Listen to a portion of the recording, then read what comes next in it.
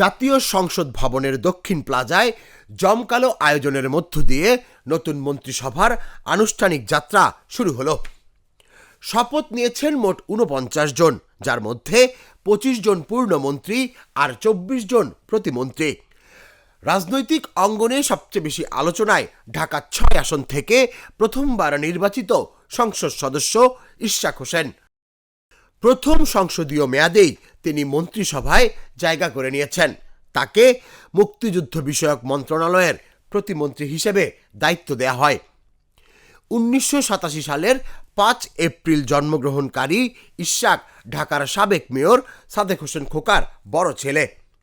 পারিবারিক রাজনৈতিক ঐতিহ্যের পাশাপাশি নিজস্ব অবস্থান তৈরি করেই আলোচনায় আসেন তিনি। ২০২০ সালে ঢাকা দক্ষিণ সিটি কর্পোরেশনের নির্বাচনে প্রার্থী হওয়া থেকে শুরু করে দীর্ঘ আইনি লড়াই শেষে ২০২৫ সালে মেয়র ঘোষণা। তার রাজনৈতিক পথ চলায় ছিল নাটকীয় বাঁক। স্কলাস্টিকা থেকে পড়াশোনা শেষে যুক্তরাজ্যের ইউনিভার্সিটি অফ হার্টফোর্ডশায়ার থেকে মেকানিক্যাল ইঞ্জিনিয়ারিংয়ে স্নাতক ও স্নাতকোত্তর ডিগ্রি অর্জন করেন তিনি। পেশাগতভাবে যুক্তরাজ্যের মোটরগাড়ি শিল্পে কাজ করার অভিজ্ঞতাও রয়েছে তার।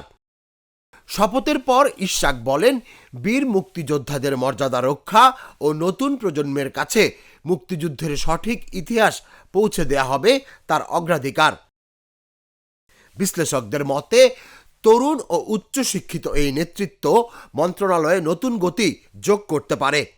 তুষার ইসলাম, জাগো নিউজ।